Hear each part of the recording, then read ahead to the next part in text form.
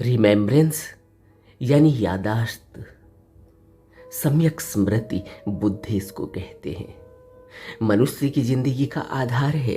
इसी के आधार पर उसका आगे का रास्ता बनता है, उसका मार्गदर्शन होता है, उसकी जिंदगी किधर को चलेगी, क्या वह कर्म करेगा, सब कुछ उसकी यादाश्त, स्मृति और रिमेम्बरेंस पर ही आधारित है। प्रश्न उठता है कि मनुष्य पूरे होश में दिखता है, खाता पीता है, चलता है, कामकाज करता है, घर परिवार की परवरिश करता है, बड़ी बड़ी समस्याओं का हल खोजता है, सोच विचार करता है, फिर भी सभी बुद्ध पुरुष ज्ञानी जन उसको बेहोश और प्रमादी ही कहते हैं। क्यों? इस प्रश्न का उत्तर हमें जब हम अपनी जिंदगी पर गौर करते हैं तब मिलता है कि कितनी विस्मृति में हैं हम, बेहोश हैं, खोए खोए, सोए सोए, क्योंकि हम इतने अधिक विचारों में उलझे हुए हैं कि हमें सब कुछ ही धुंधला धुंधला या काला ही दिखाई देता है। और विचारों में उलझे हुए होने के कारण हमें वर्तमान की स्पष्ट स्थिति दिखाई ही नहीं देती। हमें स्मृति में नहीं आता कि जो हम कर रहे हैं उसके परिणाम क्या होंगे, हम जो बोल रहे हैं उसके परिणाम क्या होंगे, हम जो सोच रहे हैं उसके परिणाम क्या होंगे, हम जो देख रहे हैं उसके परिणाम क्या होंगे, हमें नहीं पता। और हम क्या देखते हैं, हम क्या सोचते हैं, हम क्या बोलते हैं, वही जो हमारा व्यक्तित्व बन चुका है, जो बार बार हमारे ख्याल में आता है।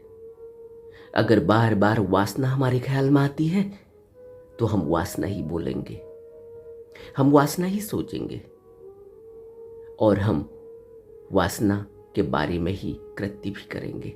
और अगर तृष्णा बार बार हमारे ख्याल में आती है, हमारी सोच में आती है, तो बार बार हमारे अंदर वही ख्याल आएंगे, बार बार हम वही बोलेंगे और बार बार हम वही कृत्य करेंगे। अगर बार बार क्रोध हमारे अंदर उठ रहा है, ईर्ष्या हमारे अंदर उठ रही है, तो हम वही सोचेंगे, वही बोलेंगे और वही करेंगे। हमारे अंदर बार बार क्या उठता है उसी पे यह निर्भर करता है कि हमारा व्यक्तित्व क्या बना हुआ है। हमें नहीं पता, क्योंकि हमारे अंदर अज्ञानता का अंधेरा इतना ज्यादा है कि हमें कुछ न दिखाई पड़ता, न सुनाई पड़ता और न हम सोच विचार कर पाते हैं। हालांकि हम कह तो देते हैं कि हम देख भी रहे हैं, सोच भी रहे हैं, कर भी रहे हैं, मगर बुद्ध कहते हैं कि यह सब देखना, यह सब करना, यह सब सोचना अज्ञानता से, अविद्या से ही है। और जो भी सोचना, जो भी देखना और जो भी करना अज्ञानता से हो, उससे जो परिणाम निकल कर आएंगे वह संसार में खींच कर ले जाएंगे। उनसे संसार निर्मित होगा, उनसे दुख निकलेगा, उनसे सुख नहीं निकल सकता, क्योंकि सुख के लिए तो स्मृति चाहिए, सुख के लिए तो होश चाहिए और दुख के लिए अज्ञानता चाहिए, दुख के लिए अविद्या चाहिए। दुख यानी अविद्या यानी अज्ञानता से संस्कार बनते हैं। बुद्ध ने कहा है अविद्या बार बार संसार में खींच कर लाती है, यही संस्कार बनाती है। क्यों? आपने अपनी जिंदगी में गौर किया होगा, जब आप माँ बाप से जिद किया करते थे उन चीजों के लिए जो तब आपको लगता था कि बहुत जरूरी है और बहुत सही है, मगर यह लोग अभी समझ नहीं रहे हैं, और आप जिद किया करते थे, रोने लगते थे, झगड़ा करने लगते थे, गुस्सा करने लगते थे, पूरे दिन खाना नहीं खाते थे, पूरे दिन पढ़ाई नहीं करते थे, कोई उनकी बात नहीं मानते थे। क्यों? क्योंकि आपको लगता था कि यह गलत है, मैं सही हूं, मैं जो कह रहा हूं वो सही है और इनके समझ में नहीं आ रहा है। और मगर अगर आज उन बातों पर गौर करें तो आपको लगता है कि माँ बाप सही थे, हम ही गलत थे। लेकिन तब अज्ञानतावश भी हम अपने को ठीक मानते थे और जिद करते थे, गुस्सा कर, और वो गुस्सा इतना ज्यादा होता था कई बार कि हमारा मुंह लाल हो जाता था, हम कुछ भी कदम उठा देते थे। इसी तरह पूरी जिंदगी में हमारे घर हर कार्यकलाप पर यही होता है। हम अकेले नहीं रहना चाहते, अकेलापन काटता है। हम दूसरे को फोन पर बात करते हैं या उससे मिलते हैं, मगर तुरंत ही हम दोनों की बातचीत में तीसरा आदमी आ जाता है। हम उसके बारे में बातचीत करते हैं, उसकी निंदा करते हैं या बड़ाई करते हैं, मगर हमने दूसरे को खोजा था क्योंकि हम अकेलेपन को भरना चाहते थे। अब उसमें तीसरे के बारे में, देश के बारे में, समाज के बारे में, राजनीति के बारे में, धर्म के बारे में, आजकल जो समाचार, आजकल जो कार्यकलाप, आजकल जो घटना चल रही है उसके बारे में बातचीत करके हम अपने कर्मों को, अपने अंधकार को और बढ़ा रहे होते हैं। यह सभी बातें कहीं अंदर जमा हो रही है और यह निरर्थक थी। इनके बिना भी वक्त बिताया जा सकता था, लेकिन हम एकांत में रह नहीं सकते। एकांत काटता है, एकांत बड़ा दुखदाई है, एकांत में बहुत बड़ी पीड़ा है। कभी विचार किया होगा और हर किसी व्यक्ति को यह आभास है, यह अनुभव है कि एकांत कितना काटता है। और उस एकांत से बचने के लिए हम कहीं दूर निकल जाते हैं, हम सिनेमागृह में चले जाते हैं, हम कुछ खरीदने चले जाते हैं, हम शॉपिंग करने चले जाते हैं, हम मॉल में चले जाते हैं, कुछ पैसा खर्च कर आते हैं और फिर घर आके पछताते हैं। कुछ खा आते हैं, हमें पता ही नहीं होता कि हमने कितने पैसे खर्च कर दिए, हमने कितना समय खर्च कर दिया और हमने अपना वक्त उन बातों में लगाया, उन कामों में लगाया जो कल को फिर हमारे अंदर एक नई सोच को जन्म देंगे, कुछ और नए कर्मों को बढ़ाएंगे, कुछ उन घटनाओं को हम करने को बाध्य हो जाएंगे जो हम नहीं करना चाहते थे अपनी जिंदगी में। यह सब क्यों होता है? यह सब होता है क्योंकि हमें पता ही नहीं है। हमारी स्थिति ऐसी हो गई है जैसे हम एक चौराहे पर खड़े हैं और कहाँ जाना है हमें नहीं पता। तो कभी हम इस रास्ते पर चल देते हैं, कभी हम उस रास्ते पर चल देते हैं, कभी हम फिर दूसरे रास्ते पर चल देते हैं, कभी हम फिर तीसरे रास्ते पर चल देते हैं, फिर लौट कर आते हैं, फिर चौराहे पर खड़े हो जाते हैं। हमें नहीं पता कि हमें कहाँ जाना है। यही हमारी जिंदगी चल रही है। इसीलिए बुद्ध पुरुष बिल्कुल ही इसके विरुद्ध बात करते हैं, एकांत की सलाह देते हैं। क्यों? क्योंकि एकांत से बचने के लिए जो भी कदम उठाए गए थे वह अंदर कूड़ा करकट भर रहे हैं और यह कूड़ा करकट, इनसे और भी विचार उठेंगे, अब फिर और नए परिणाम आएंगे और वो बहुत गंभीर भी हो सकते हैं। बुद्ध पुरुष एकांत में रहने के लिए कहते हैं क्योंकि वह कहते हैं कि अपने विचारों को देखने की, अपने मन की निगरानी करो।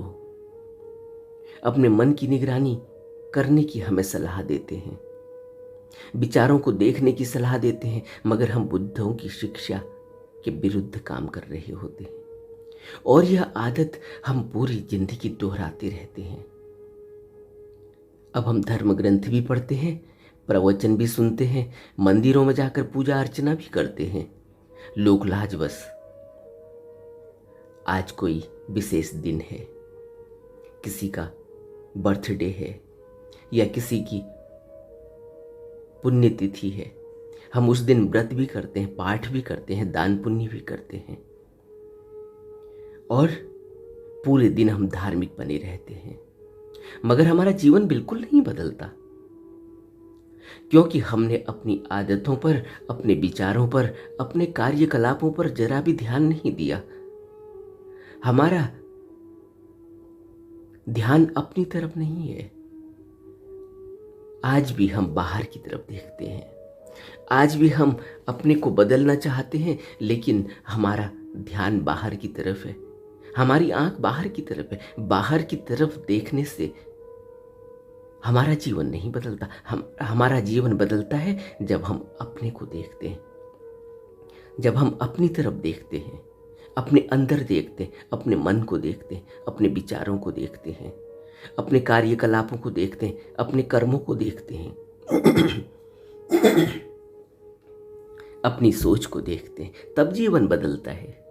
जीवन कभी भी बाहर को देखने से नहीं बदलता। बाहर को देखने से तो हम और भी उसमें टंग जाते हैं, हुगौन हो जाते हैं।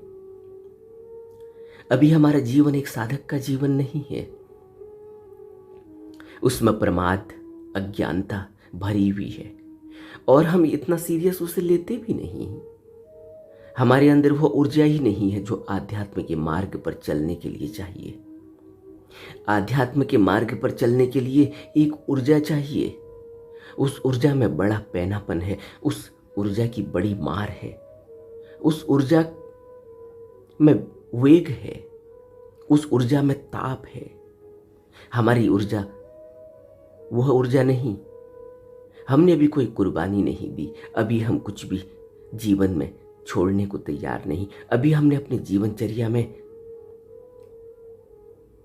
उन चीज़ों को महत्वपूर्ण माना हुआ है जो नगण्य हैं, जिनको बुद्ध नगण्य मानते हैं, जिनको बुद्ध पुरुष कहते हैं कि यह अज्ञानता से भरी हुई चीज़ें हैं, इनकी कोई ज़रूरत नहीं, लेकिन हम उनको बहुत महत्वपूर्ण मानते हैं, इम्पोर्टेंट मानते हैं।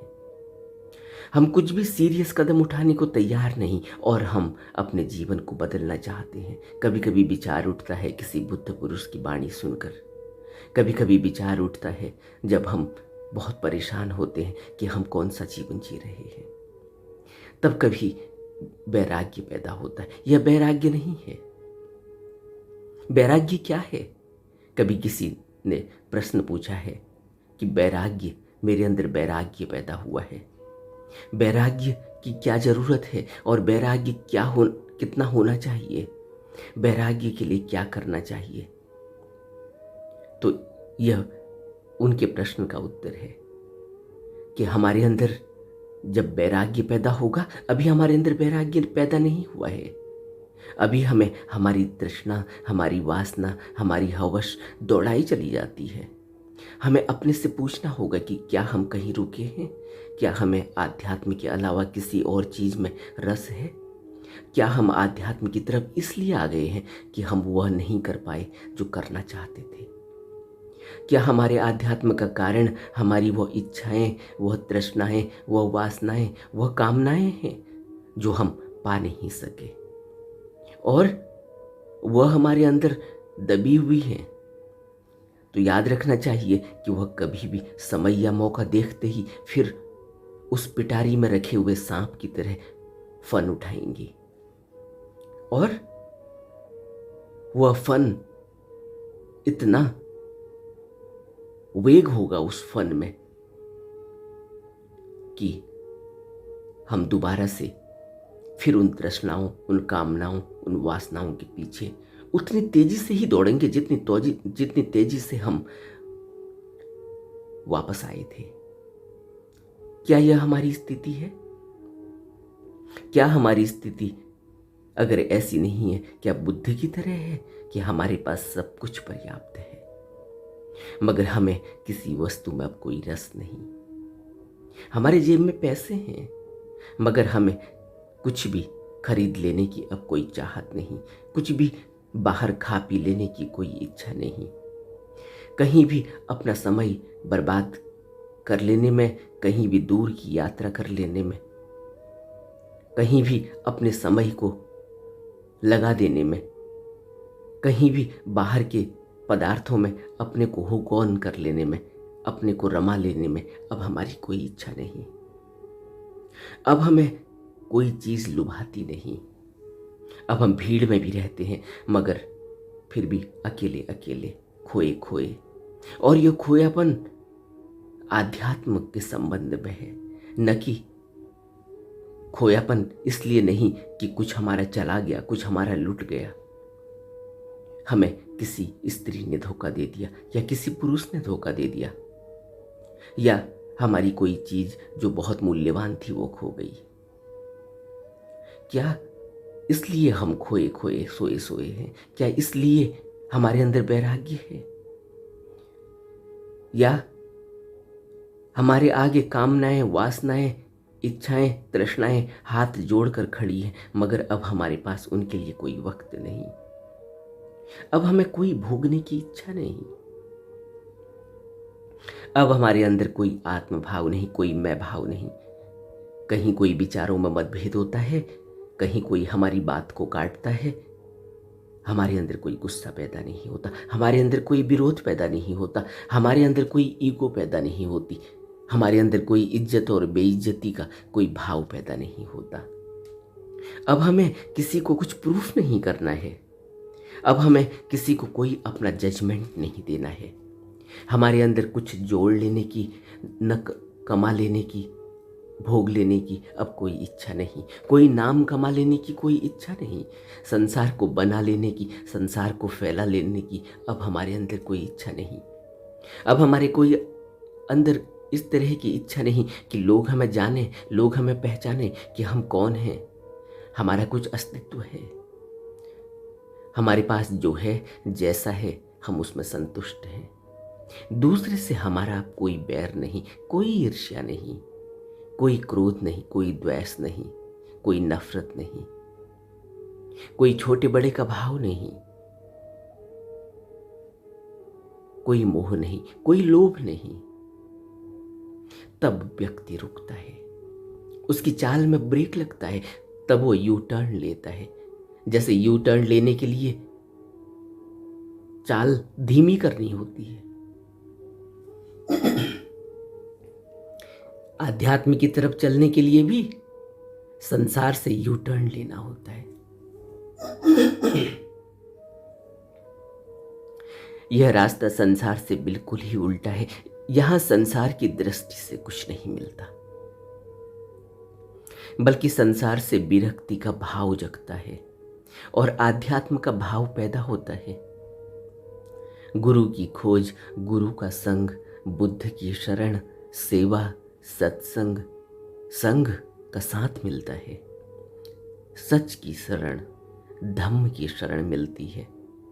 संसार के कर्मों का सिलसिला अपने आप ही कम हो जाता है। निंदा, चुगली, चोरी, व्यभिचार, सताना, लूटपाट, धोखा, मिथ्याचार, क्रोध, नफरत, द्वेष, ईर्ष्या अपने आप ही चली जाती है। अपने आप ही कर्मों का सिलसिला रुक जाता है। कितनी आसान और कितनी छोटी बात है कि अब हमारा किसी से कोई द्वेष नहीं। सोचो, आध्यात्म की तरफ कदम उठते ही, वैराग्य उठते ही, वैराग्य का जन्म होते ही, सोचो, धोखा और मिथ्याचार का भाव ही खत्म हो जाता है। जिस धोखे और मिथ्याचार के कारण हमारा जीवन नरक बना हुआ था और न जाने कितने जन्मों से हम यही करते हुए आ रहे थे, और न जाने कितने जन्मों तक आगे को उन संस्कारों को हमें ढोना था, हमें ले जाना था, और फिर इस बहुसागर में और इस आने जाने के चक्कर में हमने फंसना था, जन्म मरण के चक्कर में हमने फंसना था। और यह बात इतनी छोटी हो जाती है, अपने आप ही चली जाती है, अपने आप ही किसी के प्रति कोई धोखे का भाव पैदा नहीं होता। कितना हल्का हो जाता है आदमी। और ये कब होता है? जबकि अभी तो ध्यान साधना शुरू भी नहीं की।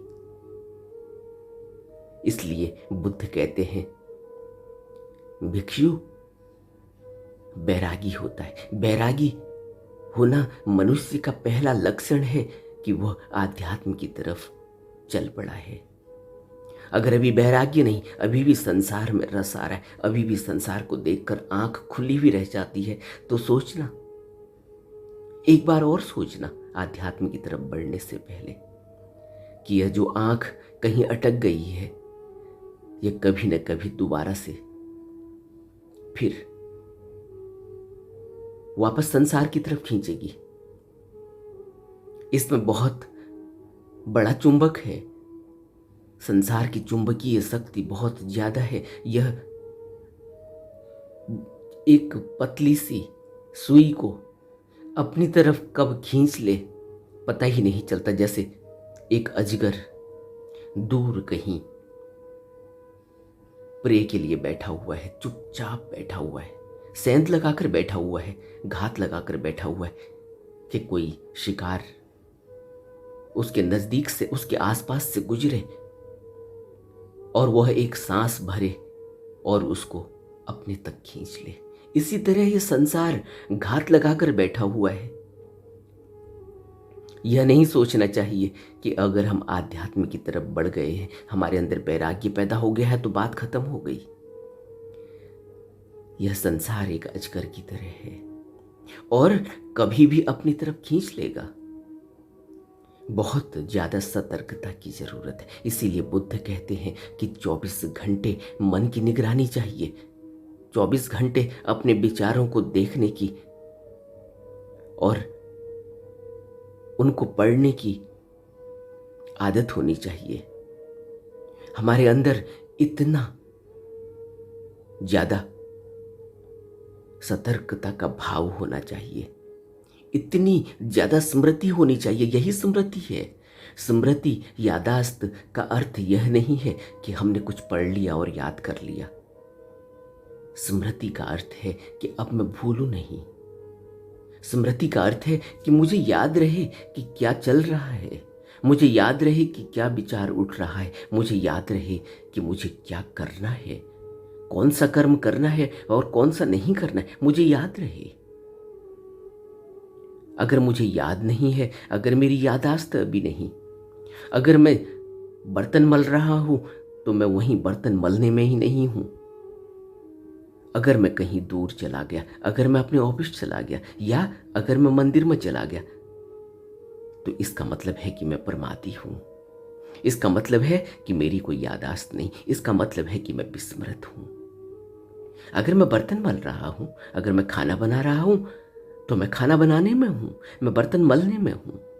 मैं वही हूं जहां जो कृत्य चल रहा है। इसको कहते हैं स्मृति, इसको कहते हैं यादाश्त। बुद्ध की यादाश्त, बुद्ध की स्मृति का अर्थ यह नहीं है कि मैंने कुछ पढ़ लिया और याद कर लिया। मुझे याद है कि कल कौन से फंक्शन में जाना है, मुझे याद है कि मुझे कल कौन सा संसारिक काम करना है। यह यादाश्त नहीं, यह यादाश्त संसारी यादाश्त है। जब आध्यात्म में स्मृति की बात आती है, जब आध्यात्म में एकाग्रता की बात आती है, जब आध्यात्म में यादाश्त की बात आती है, इसका अर्थ है कि मेरे अंदर इतनी ज्यादा स्मृति है, इतना ज्यादा होश है कि मुझे पता है कि अभी क्या चल रहा है, वर्तमान में क्या चल रहा है। मैं वर्तमान में हूं, मैं भविष्य में नहीं हूं, मैं भूत में नहीं हूं, मैं उन यादों में नहीं हूं, मैं उन ख्यालों में, उन सपनों में भी नहीं हूं जो कल घटने वाले हैं, जो मैंने देखे हैं कल के लिए। और मैं उन यादों में भी नहीं हूं जो घट चुका है, जिसने मुझे खुशी दी है या मुझे सताया है। मैं अभी वर्तमान में हूं। मैं खाना खा रहा हूं तो मैं खाना खा रहा हूं। ऐसा वैराग्य चाहिए, ऐसी स्मृति, ऐसी यादाश्त चाहिए। तब आध्यात्म का जीवन शुरू होता है, तब एक आध्यात्मिक यात्रा शुरू होती है। तब करुणा पैदा होती है, तब दया पैदा होती है, तब मैत्री पैदा होती है, तब मुदिता पैदा होती है, तब अपेक्षा पैदा होती है। परिश्रम, व्यायाम, कुशल कर्म तब पैदा होता है। एक जीवन शैली बन जाती है, जीवन ही बदल जाता है। संसार बिल्कुल अलग है, बहुत दूर छूट जाता है। इसी तरह जैसे हम हवाई यात्रा करते हैं, आकाश में उड़ते हैं, बादलों के बीच में जाते हैं तो नीचे जमीन बहुत दूर दिखाई देती है। कुछ दिखाई नहीं देता, सब कुछ धुंधला धुंधला दिखाई देता है। जीवन यात्रा बिल्कुल ही उल्टी हो जाती है। जहां अब तक संसार दिखाई दे रहा था, जमीन दिखाई दे रही थी, घर बार दिखाई दे रहे थे, शहर दिखाई दे रहे थे, देश दिखाई दे रहे थे।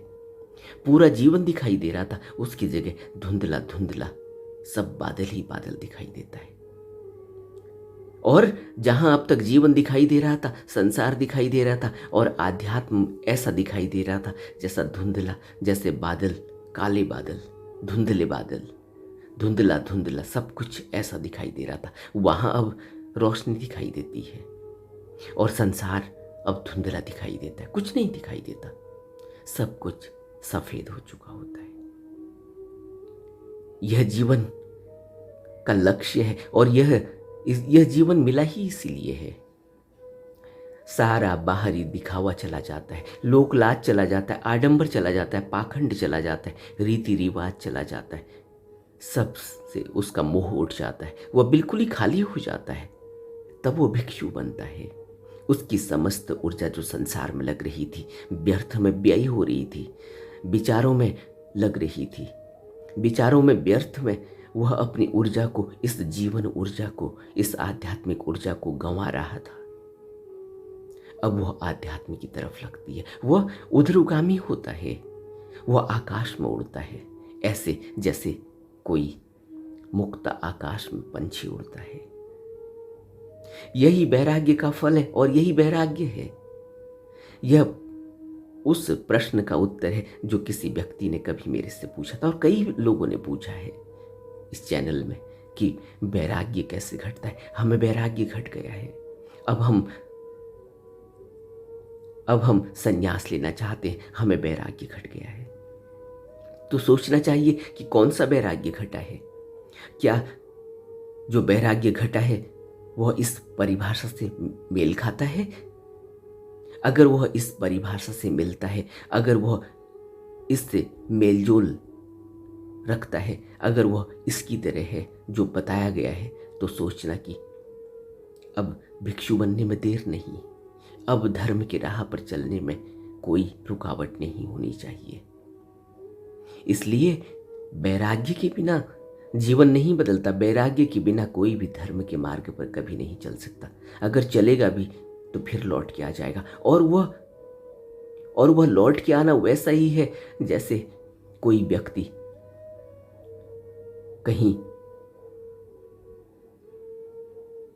कहीं ऐसी जगह फंस गया हो जहां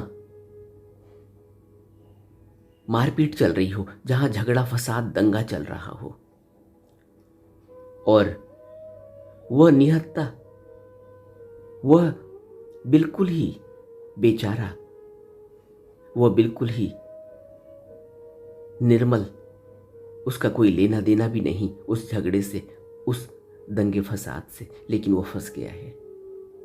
अब वो पिट के आता है और बुरी तरह से शत विकसित होके आता है। तो अगर कोई व्यक्ति इस तरह से आध्यात्म में चला गया कि उसके अंदर कामना भी है, वासना भी है, नफरत भी है, क्रोध भी है, द्वेष भी है, ईर्ष्या भी है, चुगली भी है, व्यभिचार भी है, और देखा देखी मैं आध्यात्म की तरफ आ गया, कपड़े पहन लिए, बड़ा बड़ा टीका लगा लिया, बड़े बड़े बाल रख लिए, तो वह इसी तरह से शत विकसित होकर, बुरी तरह से पिटकर दोबारा से संसार में आ जाता है। यह वैराग्य नहीं है और यह आध्यात्म भी नहीं है। तो हमें सोचना चाहिए कि हमारे अंदर कौन सा वैराग्य घटा है। क्या हम इस यात्रा पर निकल पाएंगे? क्योंकि यह यात्रा बुद्ध की तरह यात्रा है। यह यात्रा वही यात्रा है जब सिद्धार्थ गौतम ने राजमहल छोड़ा है। क्या हमारे अंदर वो वैराग्य है? हमें बहुत गहरे में अपने अंदर विचार करना चाहिए, और जिस दिन भी वो वैराग्य घटेगा जो सिद्धार्थ गौतम के अंदर घटा था, तो सोचना कि अब निर्वाण, अब समाधि और अब परम निर्वाण से, महापरिनिर्वाण से कोई रोक नहीं सकता। अब उस परम लोक की यात्रा से कोई रोक नहीं सकता, कोई नहीं रोक सकता। अब अमृतत्व की उपलब्धि होगी, अब अमृत मिलेगा, जिसको बुद्ध ने कहा ए धम्मो सनातनो। अब वही सनातन की यात्रा होने वाली है।